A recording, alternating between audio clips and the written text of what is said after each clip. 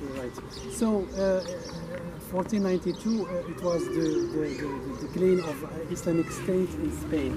The last state, last small kingdom was Cordoba. So, la chute or fall of Cordoba. So, Abu Abdil was the last king in this period, but he had an agreement with Ferdinand and Elizabeth, the Catholics, an agreement about giving the key of Cordoba to Catholic kings, but in counterpart they will protect people who decide to stay in Spain, Muslims who want to stay in Spain. With this agreement, they will protect their religion, culture and language as well. Some of them, they decide to reach the North Africa, to go to Algeria, Spain, Morocco. Some of them, away with these people, settled Rabat, not here, Rabat. So, that was in 1492.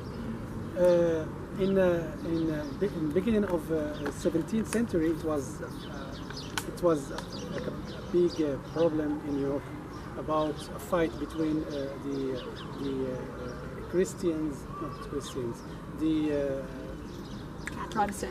Protestant and Catholics. Protestant and Catholics. So in this period, Felipe II in Spain decided to expel all Muslims and Jewish from Spain, all of them.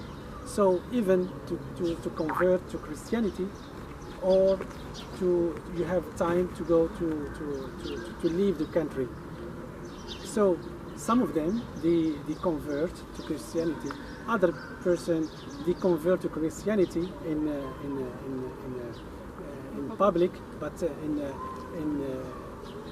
with their own family they continue to be Muslims, just to escape from the persecution. So it was how we call Inquisition. The Spanish Inquisition. Inquisition. So a group of this expelled people or refugees, they decide to reach this area exactly in Kasbah Oudaya, and it was at that time it was a political vacuum. It was a conflict about the power when a king of Saadiyin dynasty died, but his sons they had a fight about controlling the country. So Morocco was divided in two, with one north with its capital Fez, another one in south with its capital in Marrakesh. So the one in Marrakesh helped these Hernachos, we call them Hernachos, who lived in this, who stayed or settled this area. He gave them permission to live in this place, but the Hernachos they were like excellent warriors, so they gave him help to fight against his brother, and in counterpart, in that period when Morocco was divided, they took advantage of this situation and they create their own republic. They call it Republic of Bouragreg. So the economy of this republic was based on the piracy. Say they used to attack all Spanish and Portuguese ships in the area, and also they had many contacts with the other pirates in the north of Morocco, basically in Tetuan and Algeria as well. So they used to control all this. They used to go to Spain to attack some areas and go back like quickly. So it was this piracy for this area for many years, even more than one century. And just recently, maybe in the end of the 18th century, when Europeans decide to deal with these activities in North Africa. So this is why the fortress was inhabited by these pirates, and part of what we get from the piracy, they used to build all these monuments that you can see now, the walls and also their houses inside. And what you can see now, as I told you, these Henachos, they came from south of Spain, and south of Spain is known by the Andulusian Gardens. So just thinking about their life in Spain, they decide to build this garden. As you can see, this is the Andulusian Garden. And what you can see over there, this is the current, the beginning of the current dynasty, العلويين, the king Ismail, Moulay Ismail, the only king who take from Meknes a capital for his empire.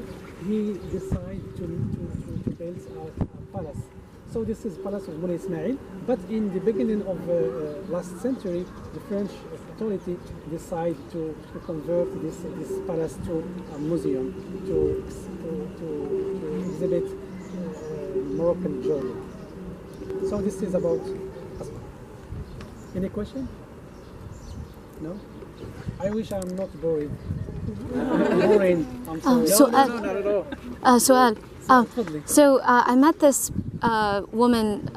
She had visited Morocco a few times, and she told me not to say Kasbah, not to say Kasbah for the old city, because she said it's derogatory or it's bad. Kasbah. No? Kasbah?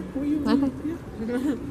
We use it Kasbah in our dialects. We talk about Kasbah. Where are you going? I'm going to Kasbah. I live in Kasbah. Yeah, that's nothing to see. Is she Moroccan? No, she's not. She's a Kasbah. Kasbah. But you pronounce it in other way?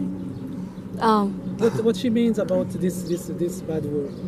She said it's like a remnant of colonialism, and that the colonizers used to use Kasbah in a derogatory way, like you're lower than them. No.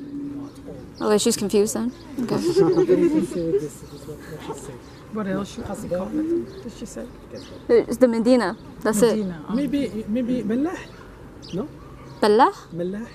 No. Jewish Carter is Mellah. Bellah? No, Mellah. she didn't say it. Maybe. Mellah, for example, in my home city, so the Jewish, every Medina has a Jewish Carter.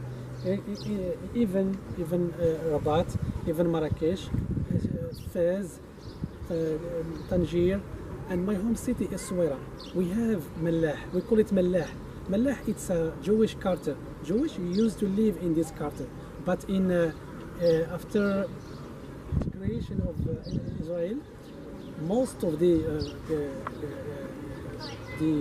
Jewish left the country.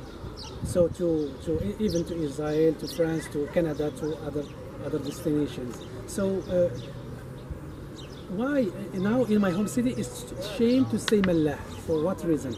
It's because now I'm sorry to say that there is some prostitutes who like doing their jobs in Mellah. There are a lot of people selling alcohol or selling drugs in this place now. So it's shameful to say Mellah in my home city. If you say I live in Mellah, it's shame. People prefer to not live in Mellah, to live in other places. Mellah for my home city now, it's a place where there is prostitutes and there is drugs and there is alcohol, illegal alcohol and bad things. That's Mellah. It's not salt. What is it you say? Salt. It's milk. Mellah. Mellah. Coming from milk from salt. So the one who sells salt is Mellah. Yes, Mellah. So that's this. But I'm talking about my home city. In my home city is Suwaira. But Rabat is another story. First, another story.